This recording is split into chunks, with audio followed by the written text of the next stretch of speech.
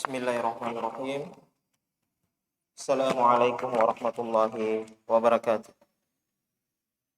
Alhamdulillah hamdan katsiran thayyiban mubarakan fi kama yuhibbu rabbuna yardah. Asyhadu an la ilaha illallah wahdahu la syarikalah wa asyhadu anna Muhammadan abduhu wa rasuluh.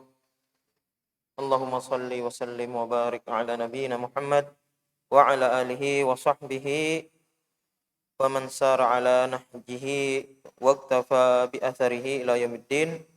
Amma ba'd. Amsayna ala fitratil Islam wa ala kalimatil ikhlas wa ala dini nabiyyina Muhammadin sallallahu alaihi wasallam wa ala millati abina Ibrahim hanifa muslima wa kana minal musyrikin. Allahumma bika amsayna wa bika asbahna wa bika nahya wa bika namutu wa ilaikan nusyur. Ma'asyiral muslimin, jamaah salat maghrib yang insyaallah dirahmati oleh Allah Subhanahu wa taala. Alhamdulillah, pada kesempatan kali ini kita memuji dan bersyukur kepada Allah Subhanahu wa taala atas segala nikmat yang diberikan kepada kita, baik itu nikmat dunia dan nikmat iman, nikmat agama, nikmat akhirat. Semoga Allah Subhanahu wa taala senantiasa menambahkan nikmat tersebut dan menetapkannya kepada kita sampai kita menghadap Allah Subhanahu wa taala dalam hembusan nafas kita yang terakhir di atas permukaan dunia ini.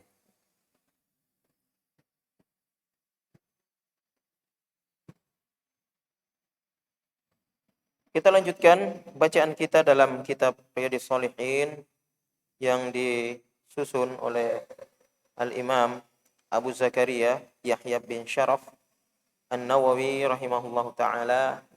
Kita masih dalam bab taubat dan kita masuk kepada hadis yang ke-22. Qala al-muallif rahimahullahu ta'ala wa an Abi Nujaid bidammin nun wa fathil jim.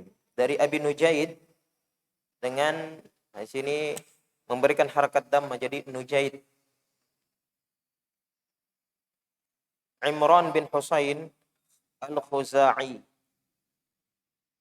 Imran bin Husain Al-Khuzai ini kunyanya adalah Abu Nujaid. Beliau adalah sahabat Rasulullah sallallahu alaihi wasallam dari Bani Khuza'ah, dari kabilah di sekitar Mekah, di pinggiran Mekah. Dia dan bapaknya masuk Islam pada tahun ke-7 Hijriah bersama kabilah dari Ad-Dausi, dari kabilah Dausi, yaitu kabilahnya Abu Hurairah radhiyallahu taala anhu.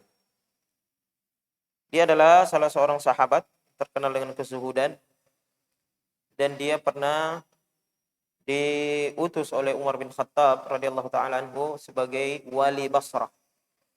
Basrah itu ada di Irak. Berkata Hasan Al-Basri rahimahullahu taala, dia bilang ma afdala, tidak ada yang lebih afdal min Imran bin Husain, daripada Imran bin Husain yang pernah datang di Basrah. Jadi dia adalah gurunya Al-Hasan Al-Basri, salah seorang yang diberikan oleh Allah Subhanahu wa taala hikmah. Jadi Hasan Al-Basri ini kita banyak atau ulama banyak mengutip perkataannya karena itu banyak mengandung hikmah, kalimat-kalimat yang sedikit tetapi dia mempunyai makna yang bagus dan makna yang luas. Hasan Al-Basri ini dikenal sebagai ahli hikmah. Ada yang mengatakan dia adalah Luqmanul Hakim hadil ummah. Dia adalah Luqman Hakimnya umat Rasulullah sallallahu alaihi wasallam. Karena setiap dia berbicara dia kemudian mengeluarkan kalimat hikmah dari apa yang uh, dia keluarkan dari kalimat, susunan kalimatnya. Dia mengatakan, dia meriwayatkan hadis, anna imra'atan min Juhaina atat Nabi sallallahu alaihi wasallam wa hiya hubla minaz zina. Suatu ketika terjadi peristiwa yang disaksikan oleh Imran bin Husain, ada seseorang wanita yang datang menemui Rasulullah sallallahu alaihi wasallam dari kabilah Juhaina. Dan dia pada waktu itu sedang hamil karena melakukan perzinahan. Faqalat, maka dia berkata, "Ya Nabi Allah, asabtu haddan fa aqimhu alayya." Wahai Nabi Allah, aku telah terjatuh pada satu perbuatan dosa yang ada hadnya, yang ada hukumannya di atas permukaan dunia ini, yaitu zina. Zina itu ada hukumannya atau ketentuannya di dalam Al-Quran. Fa'aqimhu alayya. Maka hukumlah saya sesuai dengan hukuman tersebut. Hukuman yang telah ditetapkan oleh Allah Subhanahu wa taala dalam hukum dalam Al-Quran, yaitu hukum zina. Dalam Al-Quran, orang yang melakukan zina ada dua macam. Ada muhsan dengan ghair muhsan. Ada yang sudah menikah dan ada yang belum menikah.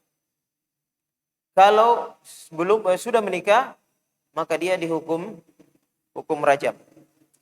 Hukumnya adalah hukum rajam. Kalau dia belum menikah, dia dicambuk 100 kali. Dia dicambuk hukumannya 100 kali. Namun ayat zina ini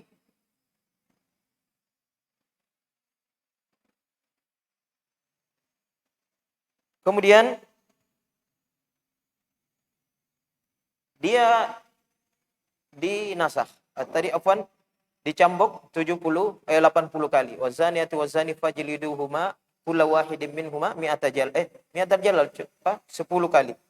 Nanti yang 80 kali itu adalah orang yang bersaksi, tapi kemudian persaksiannya itu tidak sempurna. Maka itu dicambuk dengan 80 kali. Az-zaniyatu waz-zani fajlidu kullu wahidin minhuma mi'ata jalda. Perempuan atau laki-laki yang berzina dan wanita yang berzina, maka rajamlah ia 100 kali cambukan. Kalau dia tidak pernah menikah. Jadi duda pun kalau dia sudah pernah menikah dan dia berzina, di dalam syariat Islam dia tetap masuk hukum rajam. Pernah ada ayatnya, kalau tidak salah ayatnya itu asy-syaikhu wasy-syaikhatu idza zanaya farjumuhal batta nakala minallah. Bahwa laki-laki, orang yang sudah tua, orang yang sudah menikah, dan wanita yang sudah menikah, kalau dia berzina, maka rajamlah mereka sebagai hukuman dari Allah Subhanahu wa taala. Ayat ini sudah tidak ada dan sudah kita tidak baca di dalam Al-Qur'an. Maka di zamannya Umar ada yang protes, ya Umar, bagaimana? Kenapa ini tidak ada hukum rajam ini tidak disebutkan di dalam Al-Qur'an? Maka Umar mengatakan dulu ada dan semua sahabat tahu tentang ayat tersebut. Namun ayat itu sudah dihapus secara tulisan di dalam Al-Qur'an, tetapi hukumnya tetap. Jadi tapi hukumnya tetap. An-nasikh wal mansukh di dalam Al-Qur'an, artinya nasikh ada yang menggantikan dan ada yang dihapuskan dari ayat. Jadi ada 3 macam nasikh wal mansukh. Penghapusan atau penggantian ayat itu. Apakah dia diganti hukumnya atau diganti tulisannya?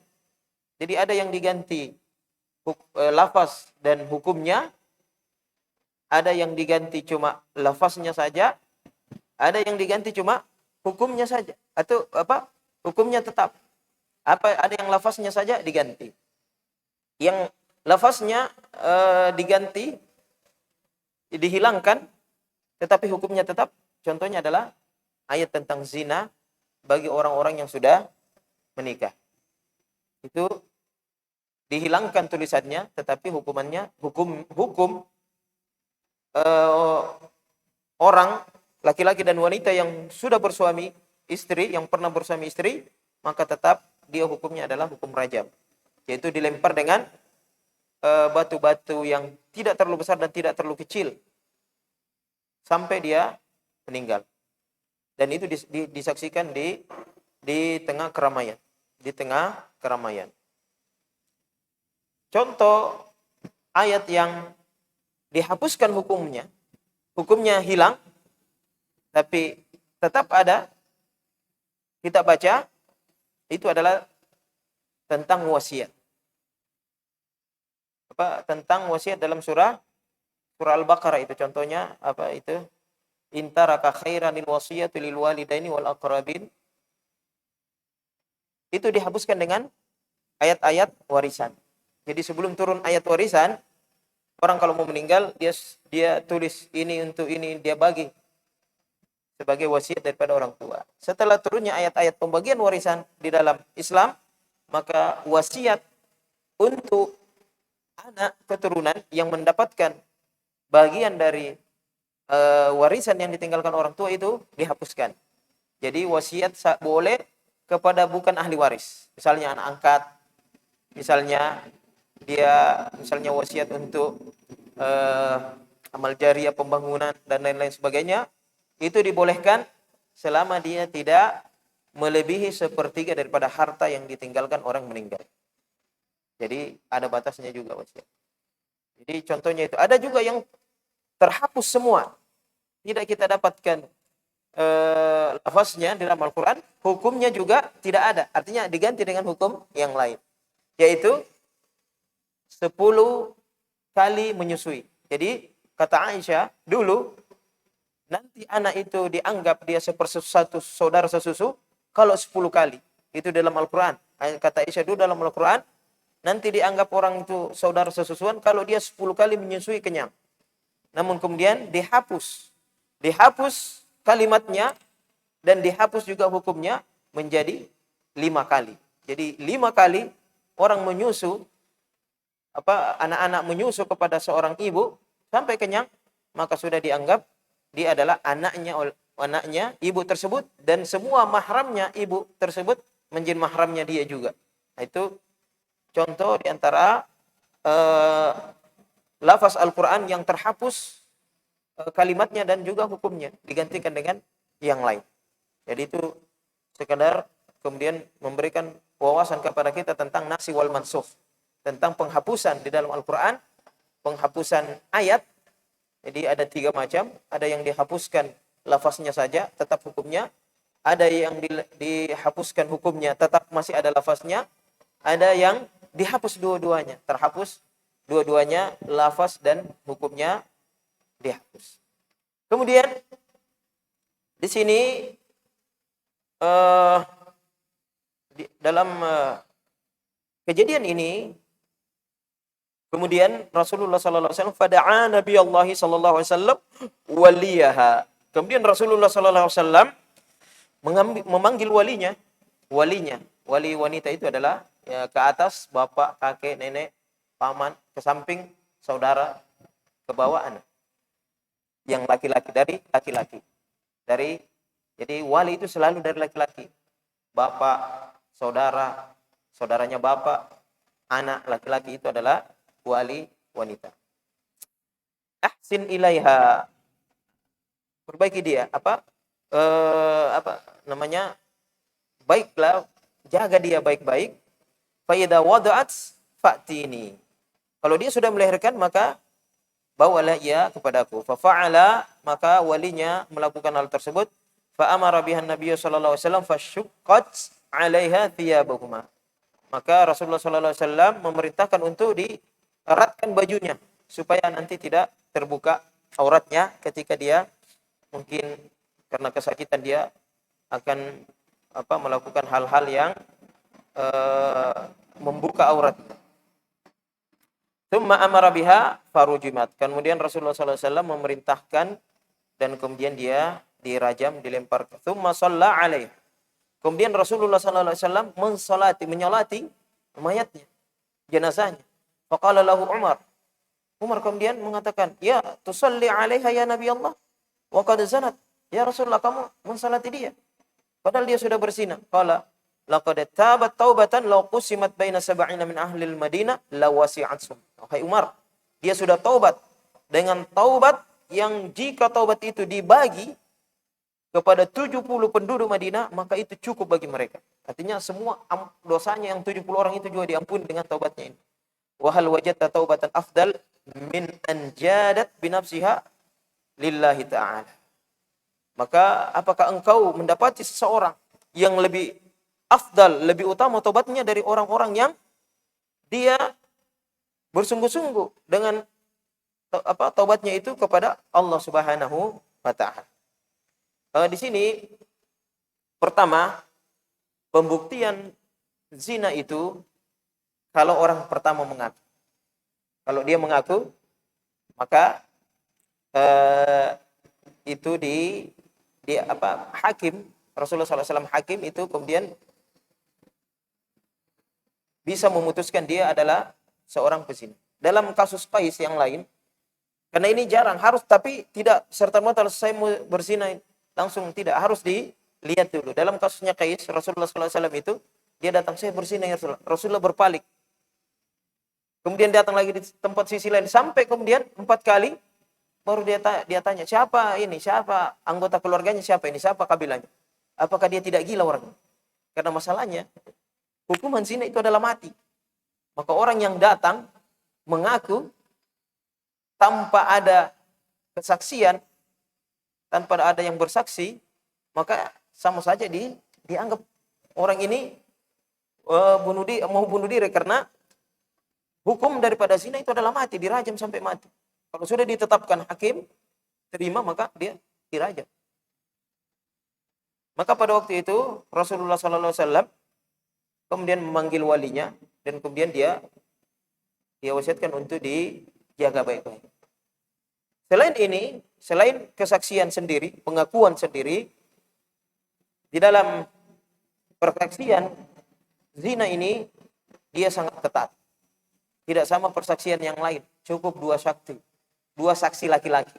Dalam Islam, saksi itu dibedakan antara laki-laki dengan wanita. 1 laki-laki saksi setara dengan 2 wanita. Jadi kalau laki-laki dengan 1 wanita, maka itu 1,5. Harus cari wanita 1 lagi supaya cukup double. Itu dalam persaksian, kalau persaksian 2 saksi ya. Dalam syariat Islam, semua kriminal, semua kejahatan itu membutuhkan 2 saksi laki-laki. Kalau zina, dia 4. Harus 4 saksi laki-laki. Jadi dikali saya misalnya kalau, dan 4 ini harus semuanya menyaksikan itu perzinahan. Makanya di dalam kisah rajam di zaman Rasulullah SAW itu cuma 3 orang.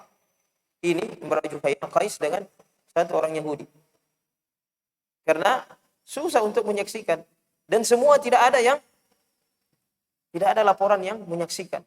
Artinya laporan yang betul-betul 4 saksi melihat perzinahan itu tidak ada terjadi. Semua pengakuan. Mereka mengaku kepada Rasulullah SAW bahwa dia sudah terjatuh dalam dosa zina dan ingin disucikan, ingin dihukum baginya hukuman had yang telah ditetapkan oleh Allah Subhanahu wa taala. Pernah kejadian di zaman Khalifah Umar, kisah ini sangat masyhur, tentang ada 4 orang yang datang melapor si fulan melakukan perzinahan. Tapi yang 3 orang mengaku melihat ember itu masuk ke dalam sumur. Yang satunya ini dia cuma bersaksi, dia bilang saya tidak lihat, tapi sami'tu sautan ham-ham. Saya coba mendengar saut ham-ham. Jadi ditolak persaksiannya dan mereka dipukul 80 kali. Fa illam ya'tu bisyuhada fajliduhum thamanina jalda. Kalau mereka tidak bisa datang membawa saksi 4, maka cambuk dia 80 kali. Semuanya dicambuk dan persaksiannya ditolak. Sampai kemudian terbukti nanti satu saat mereka menjadi orang baik. Ini maka ada orang yang mengatakan Islam itu kejam. Ya, yang tidak kejam. Kalau ada orang berzina sampai dilihat 4 orang, itu sudah terlalu itu. Sudah kayak binatang itu. Orang pelacur saja mereka berzina di dalam kamar. Nah, kecuali orang yang sudah hilang manusianya, hilang rasa fitrah, hilang rasa malunya, barulah dia bisa melakukan hal tersebut di hadapan khalayak ramai. Sebagaimana binatang yang melakukan hal tersebut di depan di tempat terbuka. Maka di dalam syariat Islam itu harus terbukti betul-betul harus, dan itu harus disaksikan biar itu masuk. Dan kalau tidak masuk, itu tidak masuk zina. Kalau cuma baru pegang-pegang, baru cium-ciuman, tidak masuk. Belum zina itu. Maka jangan kemudian langsung menuduh zina. Zina itu mungkin mabda'nya, permulaan zina mungkin. Jadi memang harus dilihat, itu harus kalau sekarang ada visum yang lebih membantu lagi, apakah dia betul-betul sudah terjadi atau tidak. Bagaimana kalau seseorang suami istri? Nah, ini suami istri, waliyadzubillah, mudah-mudahan tidak terjadi di kita. Dia melihat istrinya atau melihat suaminya melakukan hal tersebut, tapi dia tidak punya saksi, cuma dia sendiri. Maka di situ akan terjadi li'an nanti, saling melaknat. Jadi dia bersaksi 4 kali. Misalnya suaminya, dia bersaksi 4 kali sebagai pengganti saksi 4 itu. Dia bersaksi 4 kali bahwa dia sudah melakukan zina dan dia adalah jujur. Istrinya, dan terakhir yang kelima, dia kemudian menegaskan bahwa laknat Allah Subhanahu wa taala kepada aku kalau saya berbohong. Perempuan, kalau dia tidak mengakui dia berzina, maka dia juga kemudian bersumpah 4 kali bahwa apa yang dituduhkan itu adalah kebohongan. Dan kelima, dia kemudian mengatakan kemarahan Allah Subhanahu wa taala, laknat Allah Subhanahu wa taala kepadanya kalau laki-laki itu benar atau yang menuduhnya itu benar. Jadi itu pasti akan dilaknat salah satunya, karena pasti adalah satu yang berbohong. Jadi memang zina itu adalah itu tadi, kalau alat kelamin yang masuk, bertemunya 2 bekas pisau, istilahnya, itu baru dikatakan zina. Kalau yang masih peluk-pelukan belum masuk zina, dia itu cuma baru permulaannya. Tapi zina yang masuk dalam hukuman had, yang ada hukumnya dirajam atau dicambuk 100 kali, itu adalah kalau timba itu betul masuk. Jadi bahkan disebutkan dalam fikih Imam Malik itu, kalau sudah zina itu terjadi, kalau minimal helmnya sudah masuk, itu sudah dianggap zina. Sudah dianggap sebagai zina. Karena sudah masuk sebagian dari alat kelamin laki-laki ke alat kelamin wanita, itu baru dianggap zina. Kalau belum, cuma lihat kedapatan telanjang sama-sama dalam, itu belum harus. Kalau sekarang kan sudah bisa dibantu visum, tapi memang visum ini harus orang yang kredibel, orang yang betul-betul, karena ya tahulah di negara kita laporan-laporan begitu kan bisa dibuat-buat, bisa namanya alat itu tergantung orangnya, tinggal dirubah sedikit lain hasilnya, ya kan. Data-data survei apa itu kan semua betul, teorinya betul, tetapi dimainkan sedikit maka lain. Jadi namanya alat begitu kan, manusia lebih pintar memainkannya, sehingga kemudian dia berubah yang lain. Saya pernah ketemu dengan seseorang yang jago dalam masalah data. Ya, kalau dipanggil di partai ini, ya dia rubah-rubah ya. Dia ini besar, bagus peluang. Begitu lagi dia rubah-rubah. Sama juga dengan masalah, jadi memang harus cari yang terpercaya. Dan memang dalam Islam itu lebih kepada saksi betul. saksi yang melihat perbuatan tersebut. Maka di sini kita melihat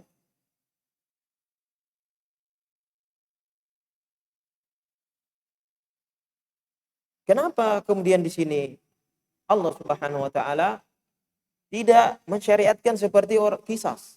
Kisas itu kan dipenggal. Kenapa ini harus dilempar? Ini di antara hikmah yang Allah Subhanahu wa taala ingin perlihatkan kepada kita. Karena dosa zina itu dinikmati oleh seluruh tubuh. Seluruh tubuh, makanya ketika kita habis melakukan hubungan suami istri yang halal, kita digunakan untuk mandi junub, semuanya harus basah. Nah, karena semuanya kelelahan, semua sekujur tubuh itu kelelahan, capek untuk kemudian disegarkan. Oleh sebab itu dianggap bahwa supaya orang dirajam dan dicambuk itu dia kemudian untuk menggantikan kelezatan yang didapatkan secara haram itu, kemudian dia dihukum memang di dunia ini. Jadi dosanya sudah hilang, itu pasti sudah hilang, dan itu sudah dianggap taubat, sudah dianggap dia bertaubat kepada Allah Subhanahu wa taala. Karena sekujur tubuhnya bertanggung jawab. Maka di antara ini lain sendiri. Dia dilempar tapi batunya tidak terlalu besar. Tidak terlalu besar supaya tidak terlalu cepat meninggal. Tidak terlalu kecil juga supaya tidak terlalu lama dia meninggal. Jadi dia dirajam dengan batu-batu yang kecil, sama yang dipakai untuk kemudian lebih besar sedikit, batu kerikil, mungkin sama yang dipakai melontar jumrah. Maka kemudian mungkin ada yang bertanya, kenapa Allah Subhanahu wa taala menyuruh kita kalau idza qataltum fa ahsinul qitlah, kalau kalian membunuhlah dengan yang baik, wa idza dzabhtum fa ahsinud dzibha, kalau kalian menyembelihlah dengan yang baik. Dan kemudian di antara membunuh atau menghukum yang paling baik ketika berkaitan dengan nyawa adalah dengan pedang. Jadi menebas, kematian paling cepat itu dari yang sudah diteliti adalah ketika ditebas leher, itu yang paling cepat, ketimbang di stroke, ketimbang disuntik mati, ketimbang ditembak mati. Itu yang paling cepat adalah ketika dia dipenggal leher. Itu yang paling cepat di antara cara pembunuhan. Maka kita katakan bahwa al-ihsan di sini yang dimaksudkan oleh Allah Subhanahu wa taala dan Rasulullah sallallahu alaihi wasallam, al-ihsan atau cara terbaik dalam membunuh itu adalah harus sesuai dengan syar'i.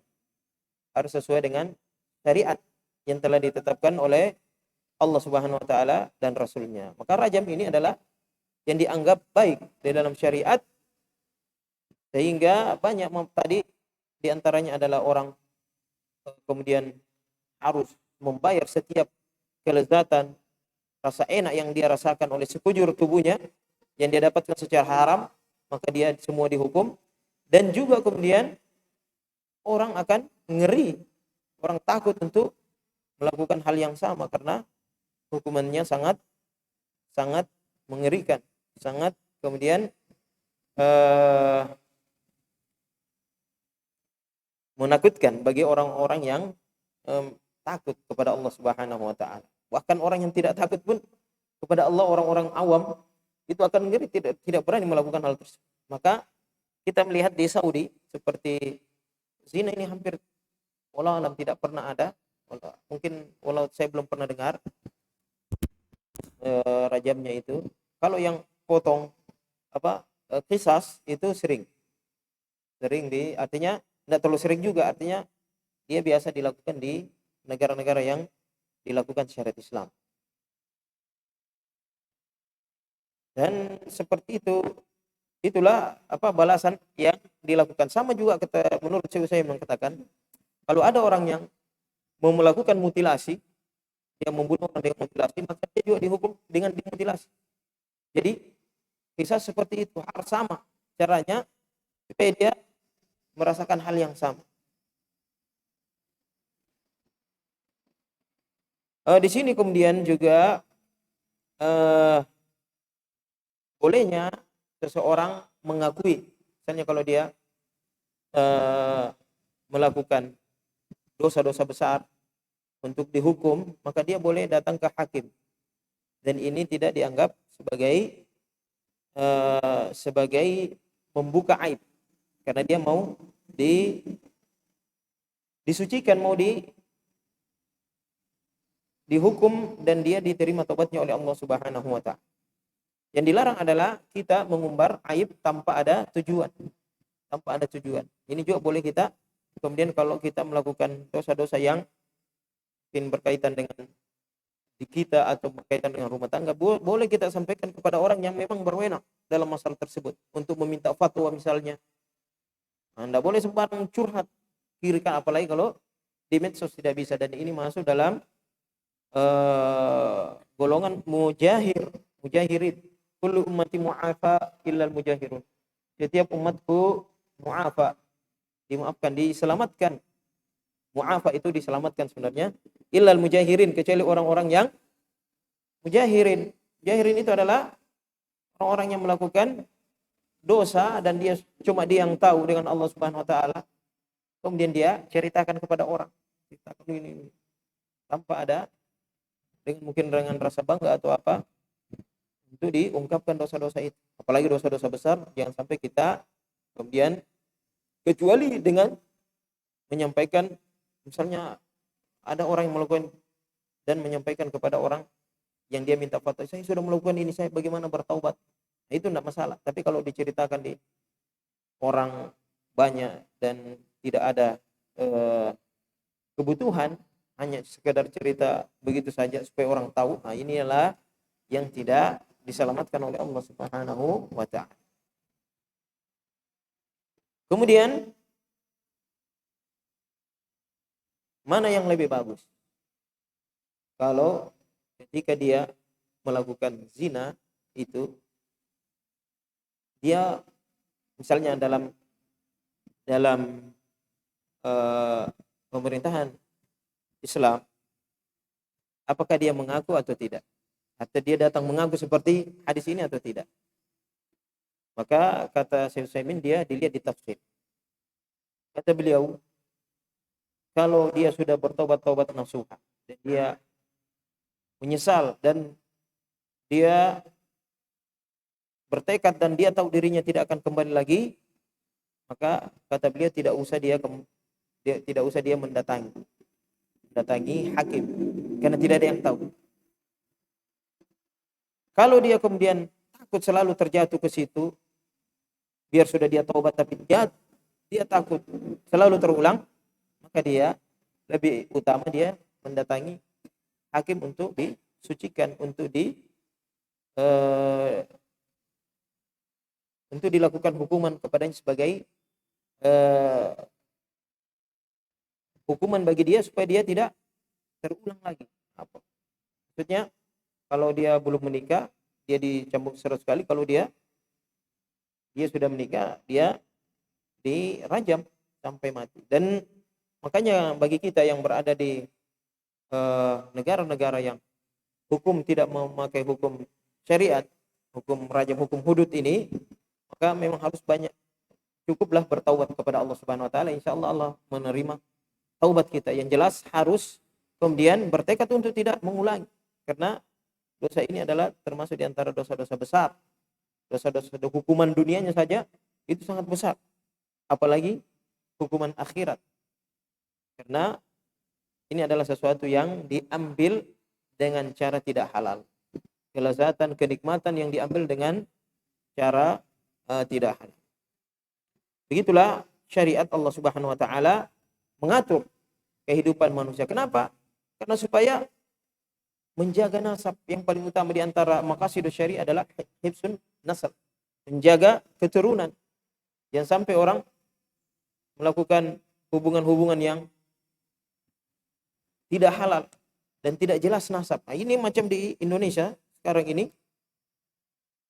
karena banyaknya eh, hasil-hasil anak-anak di luar nikah, ini harus kita mau menikahkan anak kita harus dilihat itu buku nikahnya bapaknya dengan akte kelahirannya anaknya. Harus disesuaikan. Pokoknya dibawa dalam Islam itu kelahiran tercepat itu 6 bulan. Maka kalau ada buku nikahnya dengan anaknya itu cuma 5 bulan, maka itu dipastikan dia hamil di luar nikah. Dan juga ini menjadi rancu ya. Siapa biasanya di kita karena terjadi persinahan itu biasa diatur damai, dinikahkan saja dengan laki-laki yang menghamilinya. Nanti itu dijadikan wali. Nah, itu sebenarnya bukan, tidak bisa dia jadi wali. Jadi dia walinya dari saudaranya mamanya. Dan dia dinasabkan sebenarnya ke ibunya seperti Isa bin Maryam. Nah, itu yang menjadi rancu di kita sekarang. Dan itu sebenarnya tidak, tetapi itulah yang terjadi di kita sehingga kemudian nasab ini tidak jelas. Jadi kalau kita mau harus lihat, perhatikan baik-baik. Nah, di sini penting memang tidak serta-merta kita menikahkan, kecuali kalau kita mau terima apa adanya tidak masalah.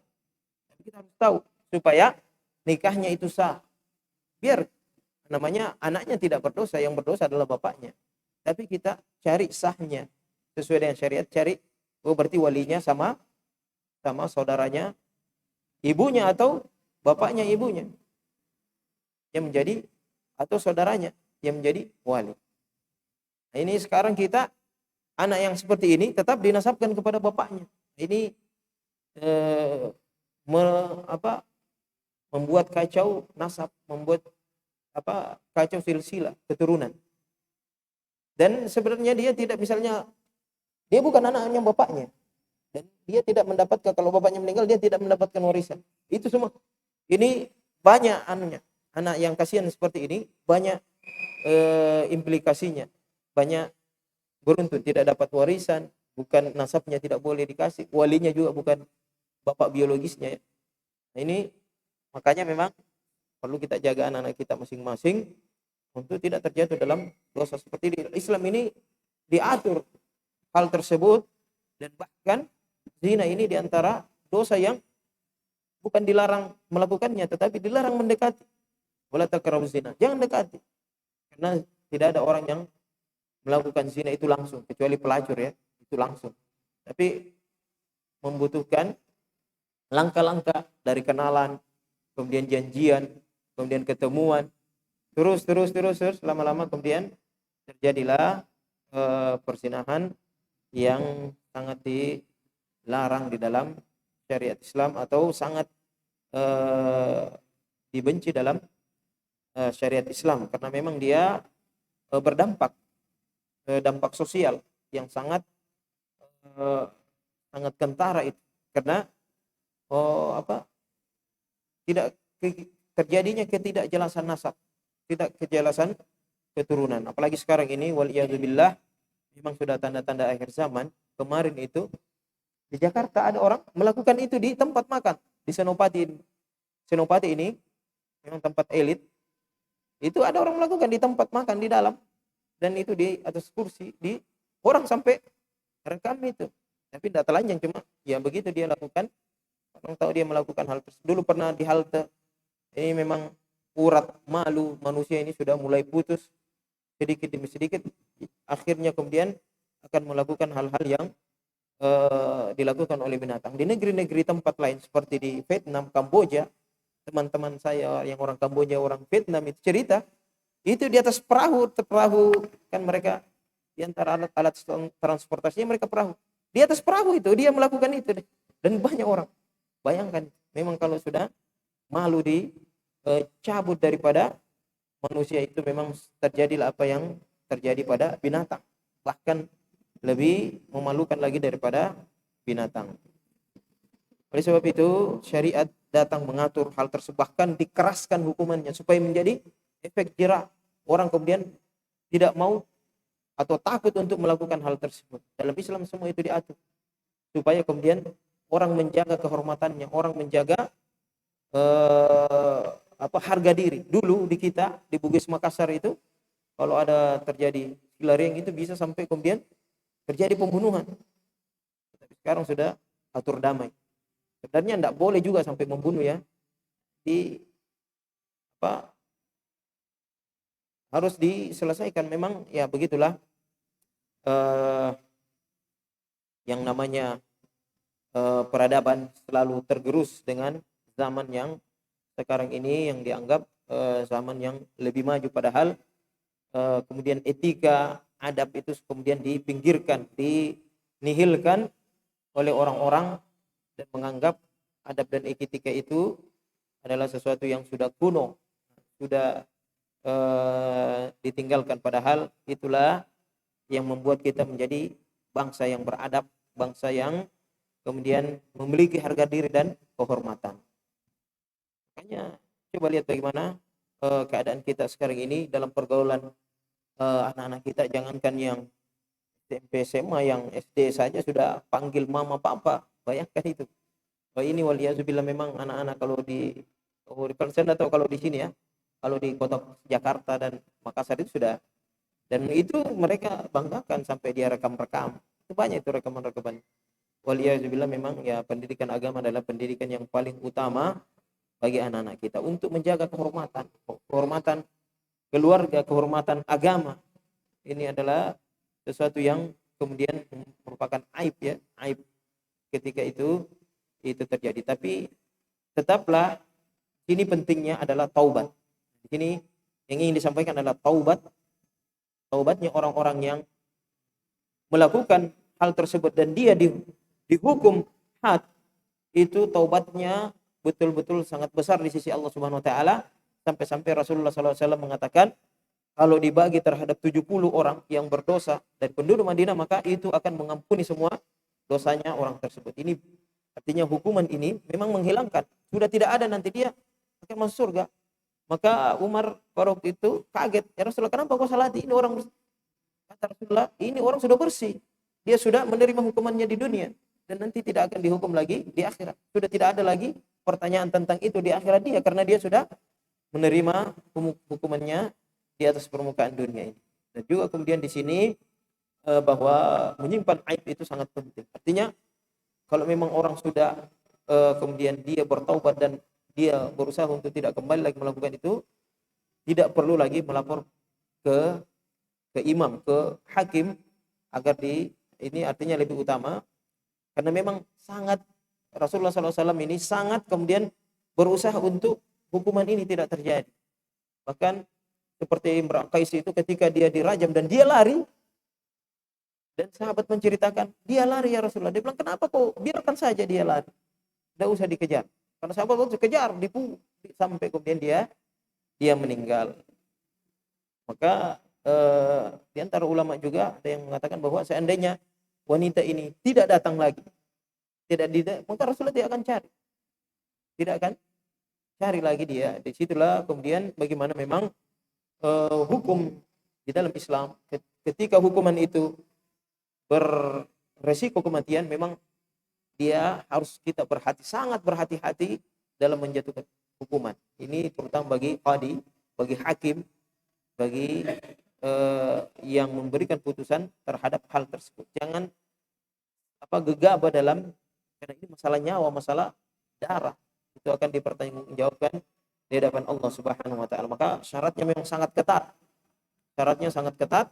4 orang yang melihat langsung peristiwa tersebut dan tidak boleh cuma mendengar suara, melihat secara langsung dengan mata kepalanya, dan bukan video. Di dalam Islam tidak, video dengan foto itu tidak diambil, tidak diakui, karena bisa diedit. Video sekarang yang foto itu bisa diedit, itu sangat berbahaya, bisa kemudian menjadikan rekayasa dalam pengambilan keputusan. Maka dalam Islam itu cuma penunjang saja, tapi dia tidak menjadi bukti utama. Bukti utama adalah kesaksian orang yang melihat hal tersebut atau pengakuan daripada orang tersebut. Kita cukupkan sampai di sini. Mungkin ada yang mau bertanya.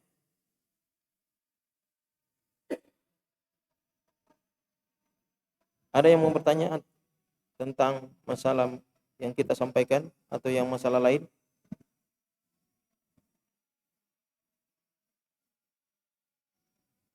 Tidak ada? Kalau gitu kita cukupkan karena sudah mau masuk waktu maghrib. Subhanakallah wa bihamdik. Nasyhadu an la ilaha illa anta nastaghfiruka wa natubu ilaik. Wassalamualaikum warahmatullahi wabarakatuh.